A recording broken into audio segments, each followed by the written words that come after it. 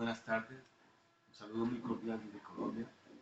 a todos quienes participan en este seminario internacional en conmemoración del Día Internacional de los Derechos Humanos. Quiero hablarles sobre los lenguajes de la paz. Y para ello quiero, en primer lugar, hablar desde mi experiencia en la educación.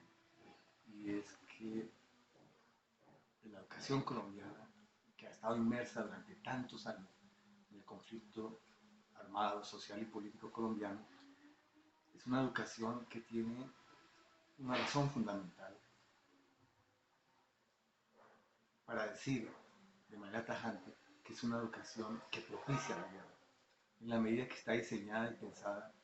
para reproducir la desigualdad y la exclusión, que son un síntoma de las causas principales de la violencia colombiana, como son la hiperconcentración de la riqueza, la tenencia desigual de la tierra,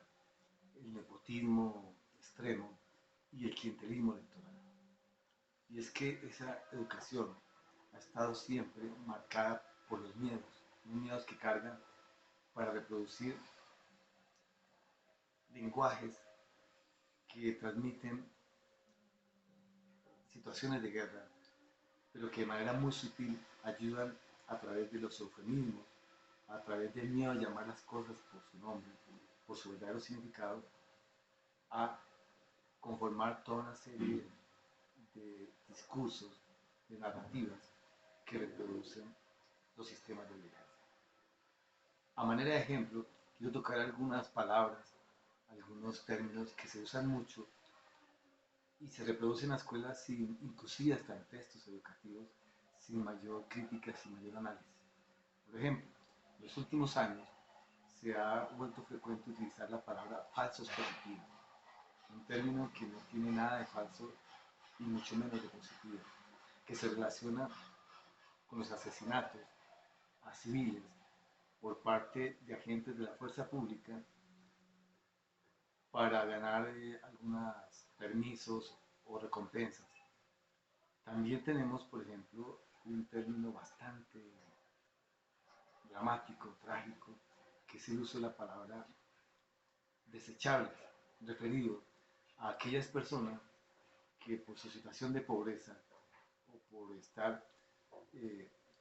una situación de adicción a las drogas o algo así, se van acomodando en el imaginario educativo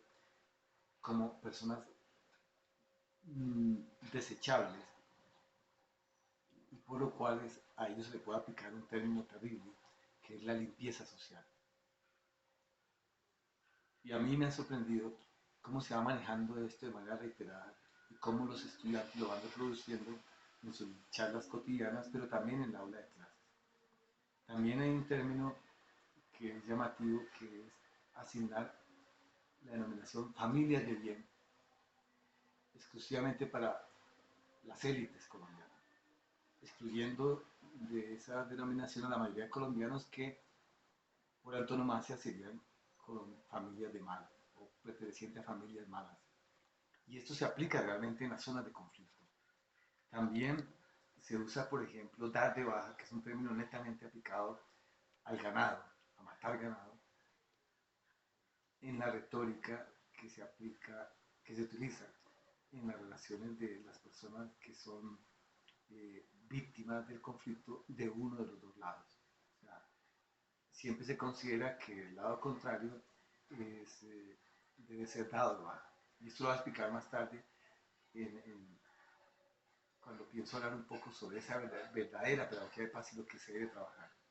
También llama la atención que los partidos políticos en Colombia tienen nombres que no responden a sus principios ideológicos o a la realidad de sus acciones. Por ejemplo, el Partido Liberal en Colombia no tiene nada de los principios ideológicos del liberalismo tradicional o de lo que se debería llamar un partido liberal. Hay un partido que en este momento es el partido más importante en el panorama electoral colombiano, que se llama Cambio Radical, pero que en su esencia no tiene nada de cambio y mucho menos de radical. Y que está dirigido por delfines, es decir, esos hijos de los políticos tradicionales, que en el caso colombiano se llaman más bien tiburones políticos, y que realmente no cambian nada, pero utilizan el nombre de cambio. También está el Centro Democrático, que fue un partido que tuvo el gobierno durante 8 años, que no tenía nada de centro y mucho menos de democrático. Pero así podría seguir una serie de ejemplos en los que uno ve esa dicotomía entre el lenguaje, su significado y la realidad. En ese orden pienso que es importante una verdadera pedagogía para la paz que se enseña a los más jóvenes en este proceso de cambio, que ojalá se reafirme cuando los acuerdos de paz lleguen a un feliz término. Y es, por ejemplo, ayudarle a los jóvenes a distinguir cosas tan elementales como la voluntad de paz y la voluntad de cambio. Porque la frustración viene al no comprender cómo, a pesar de la gran voluntad de paz que tienen todos los colombianos, especialmente quienes participan en estos procesos de negociación, no se compagina con una voluntad de cambio. Es decir, se asume la paz, pero sin ningún cambio. Por eso es importante que en la pedagogía se, en, se diseñen formas, modelos, eh, prácticas en las cuales siempre se discuta dentro del aula esas diferencias que aparentemente son sutiles pero son de fondo. Por ejemplo, una cosa que tenemos que superar en los lenguajes desde la educación es la diferencia entre enemigo y contradictor. Los enemigos se dan en términos de guerra y la única posibilidad con el enemigo es aniquilarlo. Mientras que en las sociedades democráticas, las sociedades en paz, se debe educar para entender que aquel que no comparte nuestras opiniones, nuestras ideas, es simplemente un contradictor. Y con el contradictor es posible el diálogo y el respeto a sus ideas.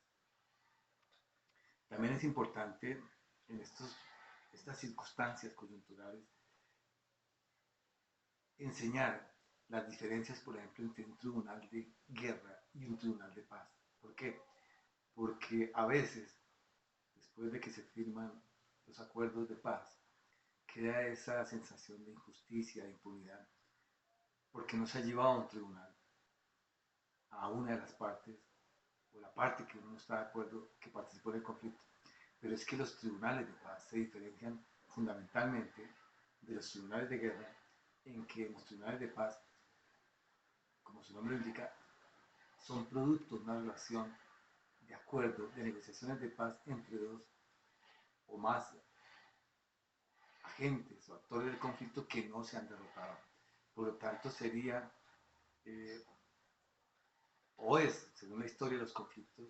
imposible plantear un tribunal de guerra para un proceso de paz. Por el contrario, los tribunales de guerra son producto de procesos en los que ha terminado el conflicto de una manera en que se ha derrotado a una de las partes. Y esa parte triunfadora lleva a un tribunal a los derrotados para juzgarlos y darles sentencia. No es el caso de países como Colombia, pero sin embargo, desde la educación se transmite esa ambivalencia, esa confusión que ha llevado a que haya muchos enemigos del proceso de paz por no entender por qué no se va a plantear un tribunal de guerra. Asimismo, es muy importante en la educación plantear la diferencia entre una paz estructural y una paz posible.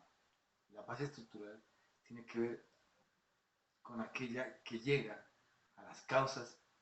de tipo estructural que reproducen o fomentan un conflicto, mientras que la paz posible es solamente un acuerdo en el que las partes que están negociando deciden trabajar sobre una agenda muy limitada para salir, por ejemplo, del enfrentamiento armado, pero sin tocar las causas estructurales que son las que reproducen el conflicto. Ese ha sido o es el modelo de paz que se ha dado en países como Salvador, como Guatemala, en países de África como Angola, Mozambique, en Asia, Timor, en parte, una parte de Filipinas, porque a veces no entender eso lleva a que se cree una frustración porque se está hablando de una cosa, pero la realidad que se está negociando es otra. Por eso es importante en todo ese juego que estoy haciendo con esa retórica de paz y de guerra, en cómo las pedagogías de paz tienen que centrarse en aclarar cada uno de los términos, en ser más precisos, porque es que junto a ese lenguaje de paz, con una retórica de la verdad, se requiere también una nueva racionalidad, una nueva cultura de cómo se piensa vivir en una situación distinta, en donde ya no hay enemigos, sino hay contradictores, en donde hay una diferencia fundamental entre lo que son las estructuras que hay que cambiar para generar una sociedad de verdadera paz y simplemente unas negociaciones que llevan a una paz posible, mucho imperfecta, pero que es importante que se asuman, que esos cambios en el lenguaje automáticamente generan unas prácticas de paz. Es decir, que la retórica de la paz tiene la gran ventaja que derrota, entre comillas, a la retórica de la guerra. Por eso a mí me parece importante que llevar a los escenarios educativos toda una serie de sinceramientos en el que las palabras vuelvan a dar más ilustración, más luz y no sirvan como es común en estos procesos de conflicto de tantos años para ocultar la realidad. Muchas gracias.